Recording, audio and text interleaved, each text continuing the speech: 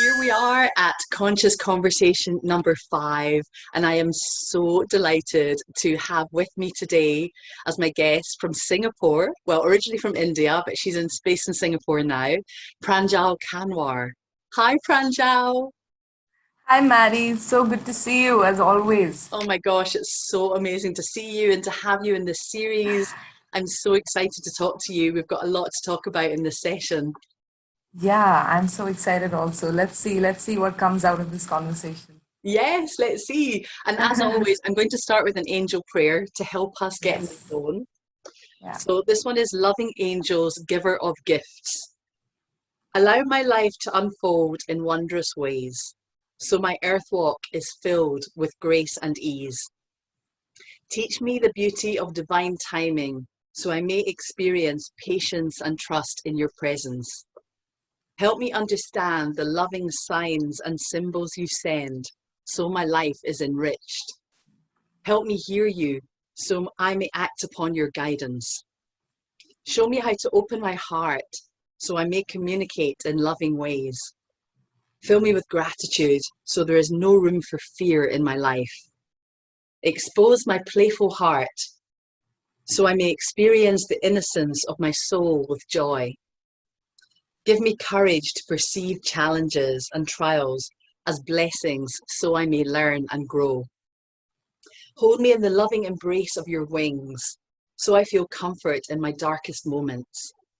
Help me keep my physical body in excellent condition, so I may serve others for many years. Connect with my spirit to help me understand earth as it is in heaven. Shine your light on my light, so my heart is full of love. Thank you, dear angels, for all these gifts and blessings. Amen. Ah, So beautiful as always.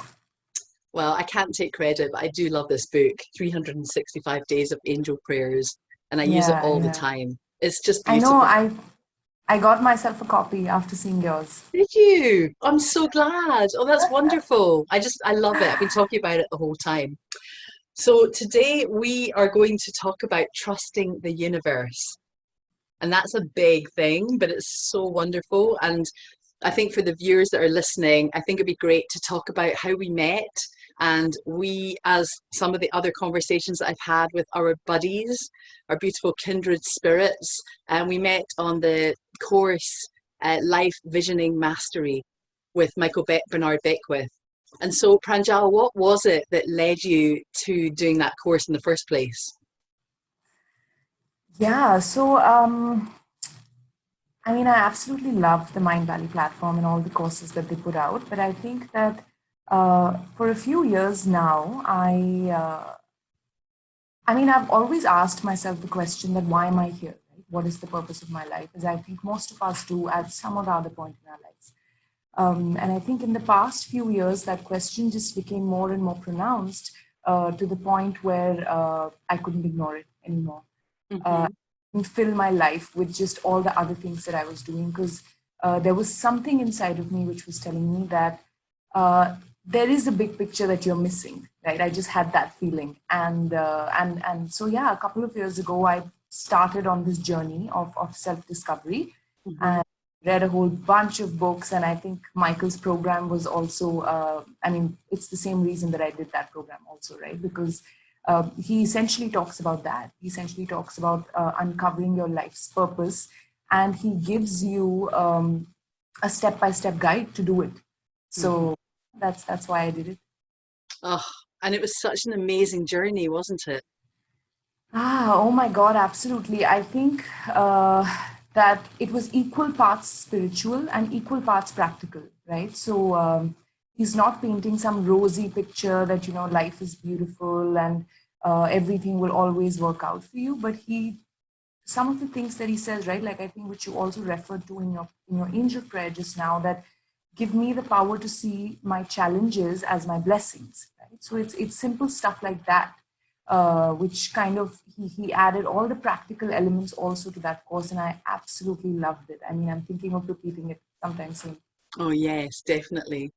it was very similar for me. I've also been on this spiritual path for many, many years, actually. I've been on it for a long time. And during the coronavirus, I've been looking at all the different types of courses out there. And for some reason, that one really caught my eye. So I decided to just go for it. And it's interesting that it was that one. And even the way we came together and with the other ladies in our group, it was out of 700 or 800 Absolutely. people, right?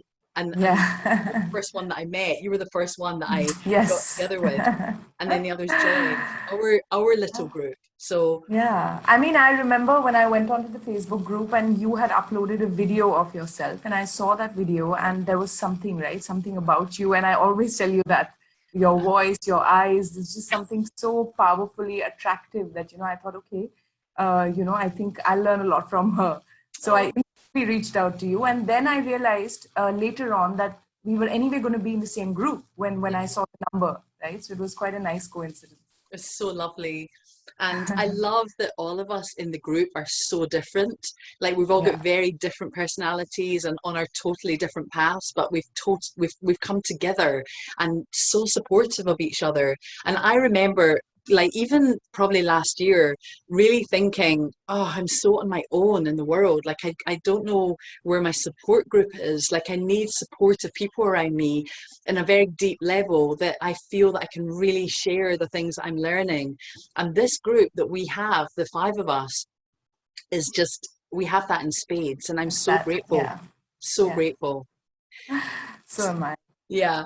So you and I discussed that we're going to give it a go to talk about, for just a little, just dip our toe in the water, A Course in Miracles. This is a full-on, massive, massive journey, and all the greats talk about it. I remember hearing it first from Marianne Williamson and Wayne Dyer, and Oprah talks about it. I mean, and it's kind of like a Bible in itself, but it's so deep. And just flicking through it, I've not read the whole thing, and I think it would probably take me years to read the whole thing. I did actually tune into a podcast about it. Um, but even like one sentence, it kind of reminds me of like Jewish mysticism, Kabbalah, where you literally read one sentence and you could spend weeks on that one sentence in this whole book. So, Wow. um, but for those of you who have never heard of A Course in Miracles, it started from this couple, this male-female colleagues, from her name was Helen Schuckman and William Thetford. They were professors of medical psychology at Columbia University in New York, and they were both. They didn't particularly get on that well, and they were both very concerned with personal and professional acceptance, which is all about ego. And this book is like talking about, really not, it's about loving presence, and it's not about ego at all. But she essentially channels this book, and she just started writing, and she would write and it would come through her, and then she would read it to him and he would type it out. So another one of these channeler type situations, like Abraham Hicks, all of these. And this one is just like the things that obviously that she was channeling are just mind blowing. And I think you and I have both read a little bit of it. We're not going to attempt to pretend that we're masters at it, but I'm really curious as to, oh, and the other thing is, it says this course does not aim at teaching the meaning of love, for that is beyond what can be taught. It does aim, however, at removing the blocks to the awareness of love's presence, which is your natural inheritance. And I love that. That's what Krishna Das talks about all the time. I've been following him for quite a while. And it's just this idea, or this notion, that we are basically living in real love 24/7. Like we're living in real love.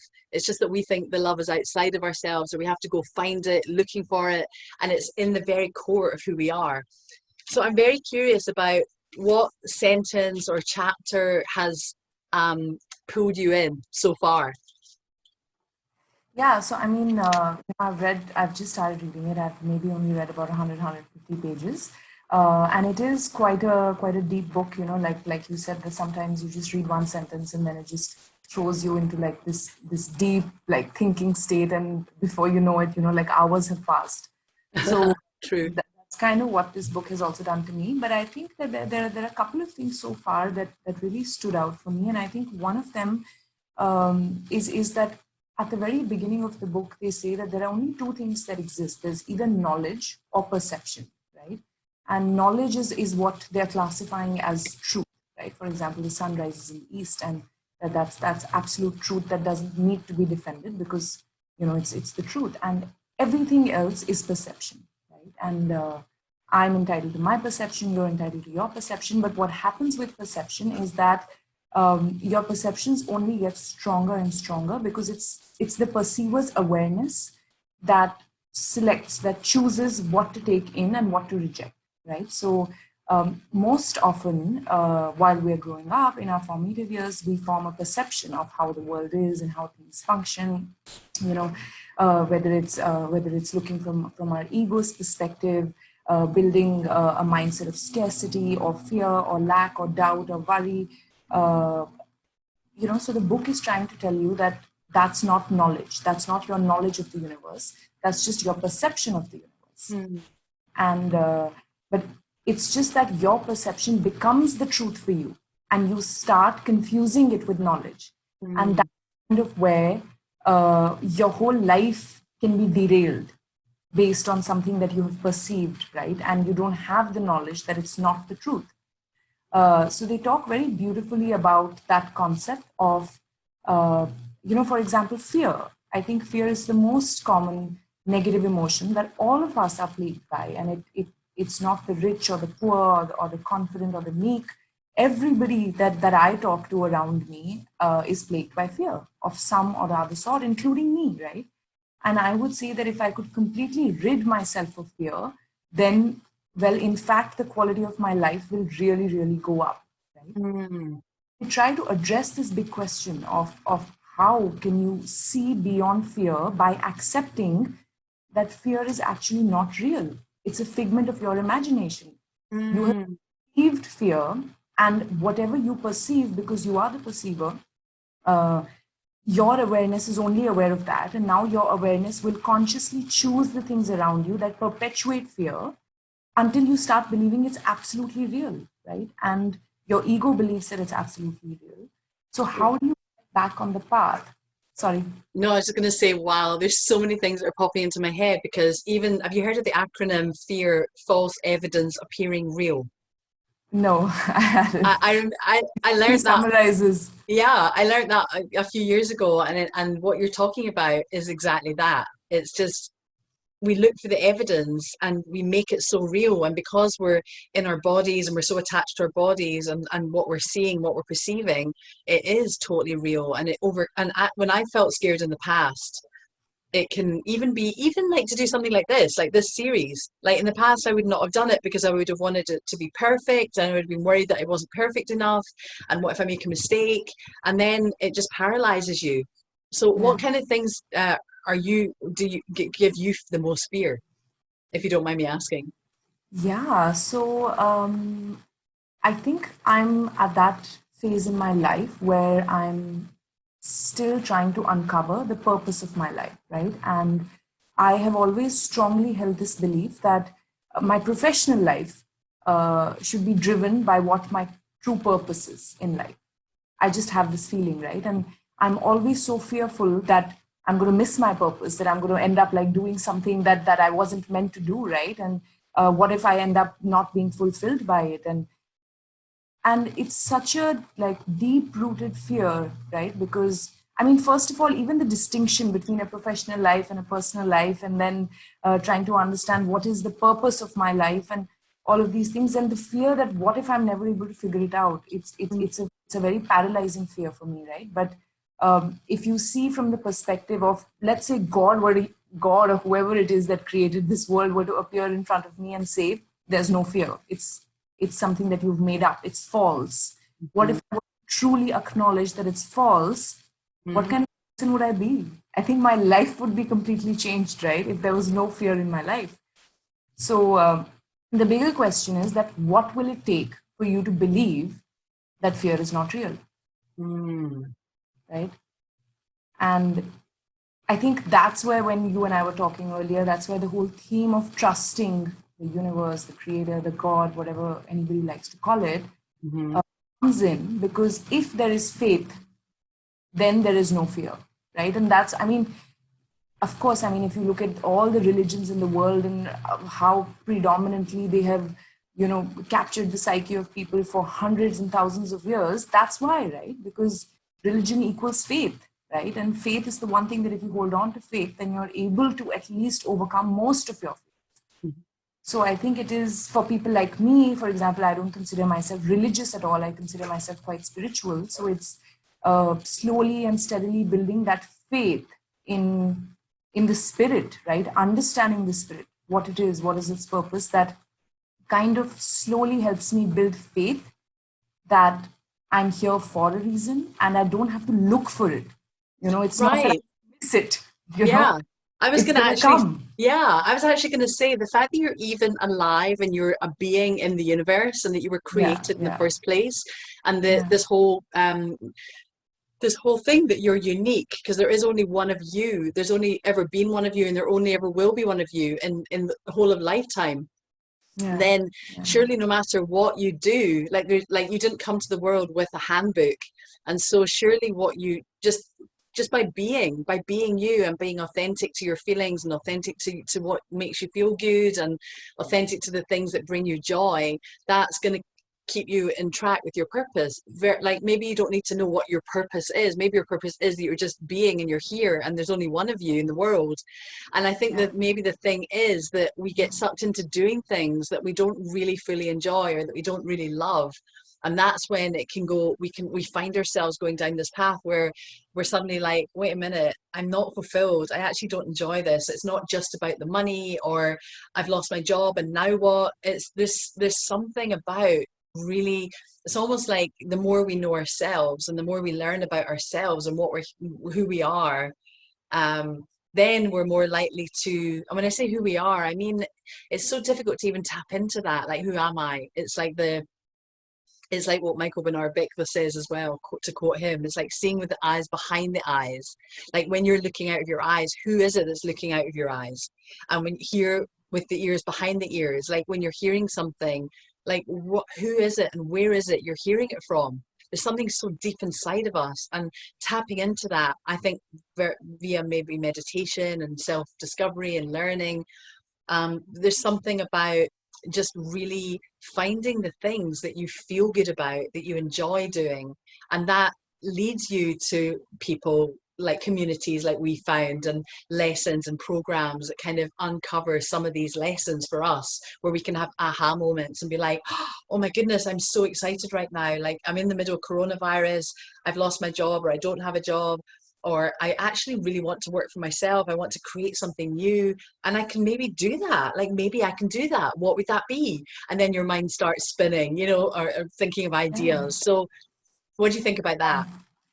No, I mean, you're absolutely right. Right. And I think Reverend Michael, he summarizes it very, very well. But I still think that uh, it sounds so simple, right? That just Yeah. tune in and just follow your heart and do what brings you joy.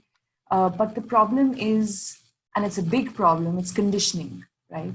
I mean, I'm 29 years old, and I have 29 years of conditioning behind me, right? That has made me see the world a certain way, made me see my life, my responsibilities a certain way. So even though I've been on the spiritual path only a couple of years, and I think at moments I have been able to tune in and really understand what is it that my heart beats for, it's Mhm. very difficult to make the choice, because your mind has been conditioned over decades, right, to think that, hey, but this is also a path, these are also dreams that I used to have, and now suddenly those dreams don't seem as attractive because you found something inside of you, right? But I'm personally still facing that challenge where, how do I take the leap, right, and say that, okay, I'm willing to leave my old conditioning and my old dreams behind, and kind of look at this new path in my life, which is, honest to God, bringing me so much joy, more joy than anything I've ever done. Right? So I think it's really like switching, which is Hmm. yeah, it has to come from somewhere. I think it also goes back to what we were learning in the course about surrender, like surrendering. Like, yes, you were brought up that way, and yes, we had conditioning. And I always say to my clients when I'm coaching things like the phrase "up until now." Like, yes, I Mm. believed all of that. I was brought up that way, and I've been living my life that way up until now. Yeah. Now Yeah. what? Today, right now, I'm a whole different person. I've expanded. Yeah. I have got totally different views in the world. I am very aware. I'm speaking for you as well. Like, I'm very aware Yeah. of thoughts that come into my head or old patterns now because I've been working on it and talking to other people about this stuff. That Yeah. actually that doesn't fit with who I am anymore. I've grown and I've expanded. And so Yeah. up until now, I've been that way, but now is I'm not the same person anymore, you know. Mhm. And there's something about yeah, just I love when he talks about the four pillars of freedom, Oh the yeah, absolutely. self-discipline, self-responsibility, self-awareness, and Yeah. self-remembrance. Remembrance. And Yeah. with these four things, I really, when I was reading these parts, I just found it incredibly helpful that to Yeah. take responsibility for ourselves and to remember who we are and to be aware of what we're saying and what we're doing and even how we're thinking and to have the discipline to do the work. It's not easy and it doesn't go overnight, but what a gift to know these things. As you said, like practical tools, you know, to be able to help Yeah. us. Absolutely. Yeah. So I think, and even from I think Reverend Michael's course, that part that you just spoke about, I think it was one of the most valuable lessons, right? Where I think it was a couple of years ago that I heard one of the Indian yogis, describe the word responsibility, and he said that responsibility is merely your ability to respond. And Mm. I heard that and I was like, no, but that's not what we're taught. Responsibility usually in our heads is that, oh, I am responsible for something that has already happened, right? Mm. That, hey, I have an ability to respond. And I think Reverend Michael also talks about the same thing. And it is the most, absolutely most beautiful thing. I think the first two pillars, they were very, very, like, they had a deep impact on me where it said, any situation that presents, right? First, have the discipline to know Mm. it, right? Yeah. And say that, okay, now I can choose to respond the way I like, and your response will literally change everything. I think Hmm. we've spoken about this before, right? Even from small conversations where you could possibly get into an argument, an driven argument, right? uh, Yes.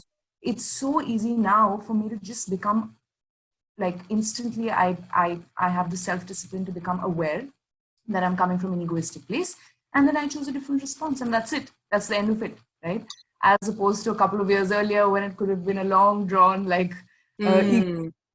So yeah, It's so funny because I can say it, I intellectually get it, but I will still be in a conversation with my partner, with Sean, and he'll say something and I'll react so quickly. But yeah, my turnaround time is super fast now. Like I will yeah, take responsibility that way and say, okay, I apologize for reacting like that, and I completely reacted so fast just now, and I see why. This is why I said it, or this is why I behaved that way. Whereas before, I would definitely never have said anything. So for me, I still have to absolutely, train myself to like take that breath while it's happening. I yeah, haven't mastered that yet, but yeah. it's just great to know and to have that kind of road, that map to be able Yeah, and to, I think, yeah. all of these teachers, they say the same thing. Like Reverend Michael said that, whenever you have an opportunity to make a choice, choose Mm. a higher conversation or choose to be a higher version of yourself, right? Yes. Wayne Dyer says the same thing, that whenever you have the choice between being right or kind, be kind, right? Right. Yeah. So I mean, it's great what you're doing, right? Which is that, okay, even if it takes you a minute to get there, but as long as you become aware, right? Yeah. Yeah. That, and yeah, I mean, now that the more and more I do it, it's just so easy for me to tell that, this is not me, it's just my ego.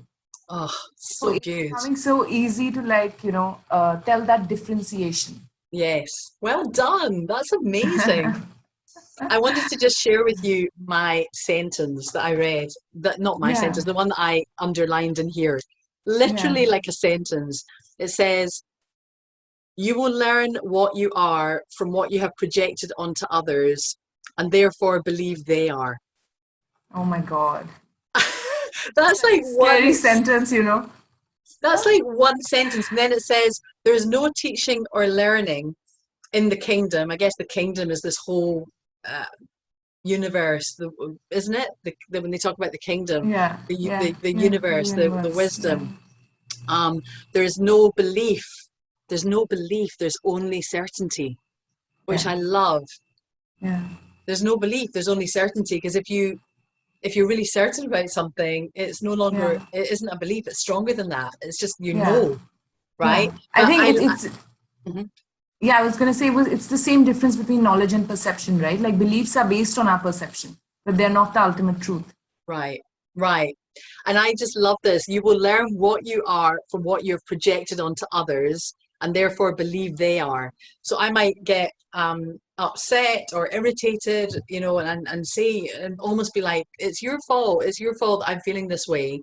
And then that's reflected back to me. So I'm suddenly seeing myself and I feel a certain way about feeling this emotion. And then I can very easily look at the other person and be like, it's him, it's his fault, he's the one that made me feel this way, or he's the one that has the issue. But actually it's a mirror and it bounces back and you start seeing like, oh my goodness, I can see who I am through this. And I remember one of the things I was thinking, I've often thought, oh my gosh, it'd be so much easier to just be single when I'm doing all these amazingly spiritual lessons, because I could just be in my wee cave and work through these lessons and not have anyone there. But then I spoke to one of the teachers about it, and they were like, no, this is perfect. It's actually perfect if you're in a relationship or not. You can do it either way. But if you are in a relationship, then it gives you the chance to practice everything that you're learning. And that's basically what's been Absolutely, happening. And my relationship, absolutely. because of this, is so much deeper. Like, it's so much deeper. It's like I'm being called out on my BS all the time.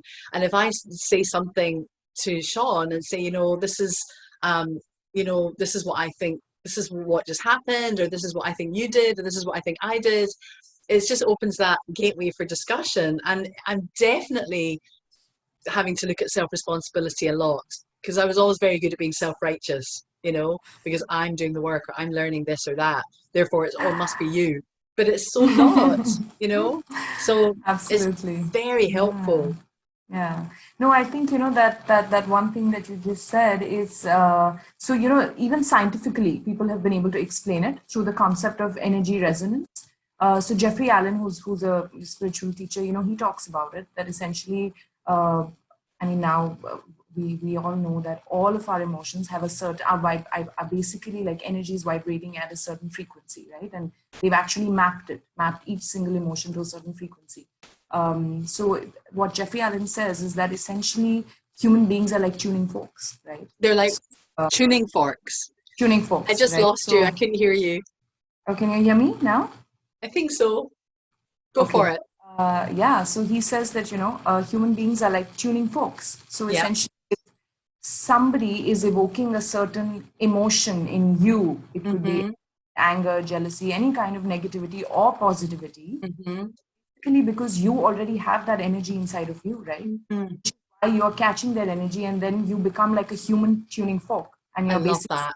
getting that same energy, right? So I mean, even scientifically people have proven this, and we all know of like enough people, in whose presence we feel extremely positive or in whose presence we feel extremely negative. But Yes. the sentence that you said, right, that what we see in others is actually a projection of ourselves, is also such a scary thing, because so many things we see in others we don't like, right? Mm. To honestly have the courage to accept that, what, I have all of these, I am projecting all of this negativity onto this other person because I have it inside of me.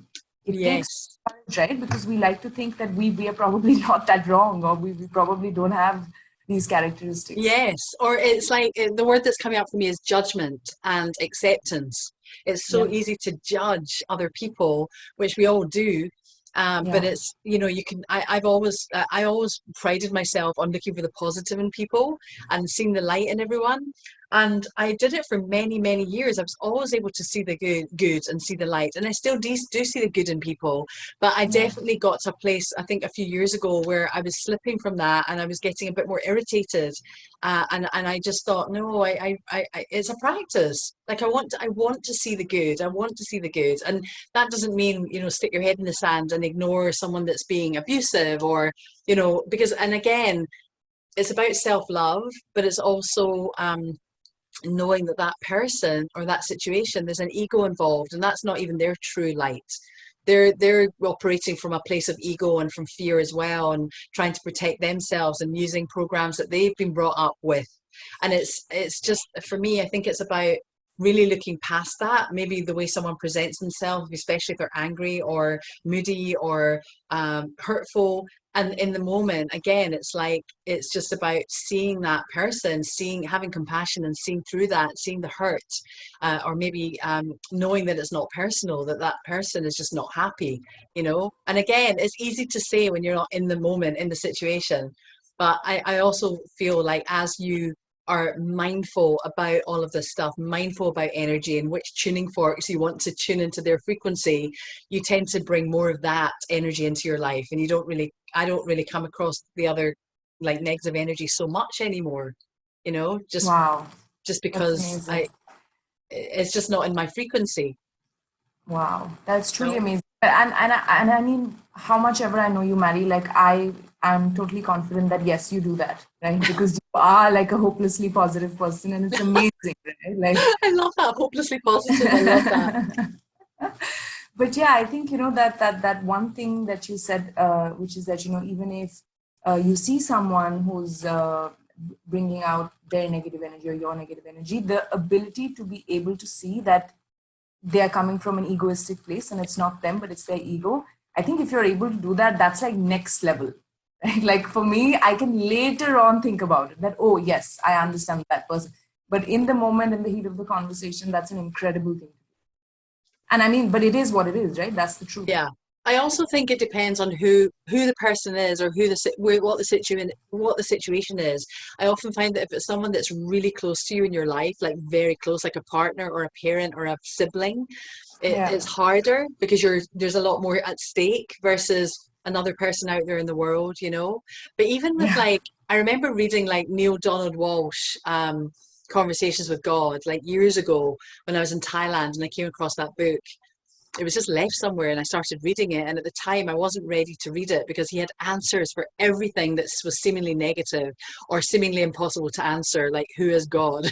And he started answering these questions, and I was getting really irritated because I thought, who the hell do you think you are to be able to answer that just like that? And then I put it down, and then years later I found the books Yeah. again. I was in my Yeah. parents' home and I found them. I must have, you know, and I read them and I couldn't put them down, and I completely got it. And it was things like really, really hardcore tragedies in history, and the way he was looking at it, and how looking for the compassion, looking, you know, behind the activity, behind the action, into the soul of the person that did that, you know, Oh, major things. Even, I mean, you know, I think he talked about a chapter about Hitler or something, and I'm oh Jewish, so I was wow. just like, wow, this is full on. But it was something that, you know, just looking at the being of the person. And yeah, there are people that there is evil in the world. There are people that can't help that because that's where their mind is at. But even beneath all of that, the soul of every being, I believe, is fundamentally good. Like when we're born, and the light inside of us. And I'm sure a lot of people that listen to this would just be like, they're probably shouting at me right now, going, what are you talking about? That's so not true. Just look at like politics right now, or the government. Yeah. And I still find myself very much like looking at the soul, the inner being of each person, and how they hold up a mirror to us. And there are we have such strong views, and how attached we are to these views, and it can really make your life miserable. And I think maybe what I'm trying to say is that there's some level of judgment and attachment that we have, and if we can really let go of that and just tune into our own to the light in ourselves first and let that shine out, then it's a lot easier to see the good or the light in other people. And if it's not light, or it's not that great or not that good, it doesn't seem to bother you as much because you're above that level. It doesn't take you down as much as it Yeah. might. Yeah. Yeah. I completely agree. That's true. I don't Yeah. know. It takes a lot. It takes a lot to cultivate that perspective, but I guess there is no option but to get started on it, right? And at some point, hope that you'll be able to really see through that lens. Yes, I mean, do you know, ultimately, Pranjal, it's like we have one life, like physical life, even if you believe in past lives, right now is the only life we have at the moment. And I want to live a happy life. That's not to say that I don't notice tragedy and I don't notice sadness or hurt or devastation. I have complete and total compassion for that. And I feel like I want to do so much to help. Sometimes you can't physically do everything to help and you can't save the world. But with every single person just really tuned into love and sent that out from their hearts to the world, it can heal so much. So Yeah, yeah, yeah. So, I go on. sorry. Okay, no, I was saying that, of course, that's an absolutely beautiful and true thought. But I think that the reason we don't see enough of it is because of the fundamental problem that we don't see the oneness in the universe, right? I mean, even though theoretically a lot of us are aware of it, right? Hmm. Do I really have it in me to say that, uh, there's no I, it's only we're all the same. Right? Yeah. And I think that when you fundamentally, at some level, start feeling that connection and start believing it, is when that love and compassion will flow more naturally. Hmm. I'm totally working on that as well every day. I Yeah, definitely yeah. still have that. I kind of slip in and out of it, of separation, like you're over there, I'm over here. But again, when I'm mindfully telling myself, oh, you're doing it again, you're seeing yourself as separate, I'm starting to really lean into the idea of, wow, like it's so hard to even conceive it because we are so identified with ourselves and being separate from others and separate from the trees and the leaves outside, But to actually really zone into that frequency where we're all one it's so mind blowing, you know. Yeah, it really is. Wow. I've got this new deck. It's the Wisdom of the Oracle deck, and I feel like I just want Okay. to pick a card and see which one comes up for us during this All right. conversation. Yeah. So let's see. Okay. Ooh. This card it says all that glitters. Oh, And wow. it's like a big this was not a fix. I know I'm wearing glitter in my eyes, but it's got like a big hill and it's just got it says all that glitters. And the the meaning behind this, all that glitters, a need to see beyond the superficial, the desire to don a mask or dress something up to disguise its true nature, trying to be something you're not, chasing after every sparkly new thing, being mercurial. And the message is it's only human to want to adorn oneself in trinkets and paint a pretty picture of oneself. It's natural to want to acquire the trappings of status or to deny them as a statement of rebellion. But if it is sparkles, is it better? Whether it's a fast car, a big house, a title, or a position, the stamp of authority, or the sparkling of diamonds, these icons let you know something about a person, place, or thing. Or do they? The truth is that people seek to acquire things because of what they will do for them and how they symbolically will elevate them and make them more attractive. This card signals that it is time to see beyond the adornments and probe underneath the surface. Learn to recognize the masks people wear and the motives underlying them. Imagine that all that glitters is gone, and would you still desire the object or person? Wow, I think that's so interesting. And Wow. I just love the fact that yes, it's so easy to look on the surface and just make up your mind about something or be drawn to something because it looks like, again, it ties into that perception of what we feel we should be doing or who we should be or what we should look like. But what about going under that? You know, this is such a deep conversation, and I feel like Yeah. we have just literally touched the surface. So I know. I it's mean, this card is so beautiful, and I think it's we are kind of circling back to one of the things that I was saying earlier about when I said that when you go down a spiritual path, you kind of discover and uncover new dreams and new sides of yourself. But there are still the old dreams that you had, which were probably driven by your ego, right? And then it becomes very difficult to say that, okay, do I want this, do I want that? But I read something very beautiful which said that, as far as materialistic possessions go, I mean, humans have desires and there is no harm in acquiring material possessions, but if you're doing it from a lens of creating inferiority, superiority, or even equality, right? Then you're coming from an egoistic place. Mm-hmm.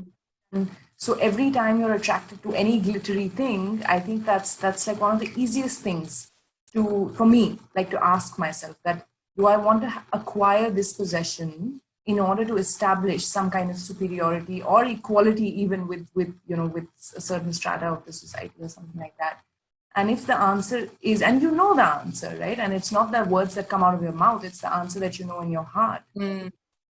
So it's true appreciation. I mean, I could have true appreciation for a piece of art and I can pay a lot of money for it and look at it every day, and maybe it just makes my heart so full. Mm-hmm. If that's the case, then it's fine, right? But if it's genuinely coming from the other place, then then it's like a very quick trigger for you to say that, you know what, it's time for me to step back and really understand where this is coming from. And obviously it's coming from a place of ego, right? So yeah. I love that. I love that. And it is what you're saying is it is just all about your true, how you feel in your heart, and the authenticity of that and the uniqueness of that, rather Yeah. than trying to be something you're not, or trying to be better than someone, or feeling that you're less than someone. It's just and that's what I mean when I talk about things that really speak to your heart, that lift you up, that make you feel good, that make you feel happy. It's going to be different for every person, but at least it's a Yeah. sign. It's a sign that you're kind of going in the right path. And yeah, I can hear people say, well, what if some things are really like negative that make people feel happy? That's a whole other conversation. Yeah. I mean, it's a whole other conversation, and we're out of Yeah. time. But let's just say that we want to spread love, light, and joy. We want to be honest with ourselves and find our true path and our heart's desire. And when we do tap into that, it's inevitable that you're going to be successful because it comes so easily and effortlessly for you. And I know that Yeah. whatever you choose to do with your life, Pranjal, is going to be a phenomenal success because you have that incredible energy about you. And Thank you, it's Maddie. so lovely to know you and to be in your company. It's just amazing. Tell me about it. I absolutely love talking to you every week. Oh, so lovely to talk to you, Pranjal. And maybe we'll continue this conversation in another conscious conversation down the I would line. love that. Okay. Yeah. Take care, Okay. love. Bye for now. Bye. Bye.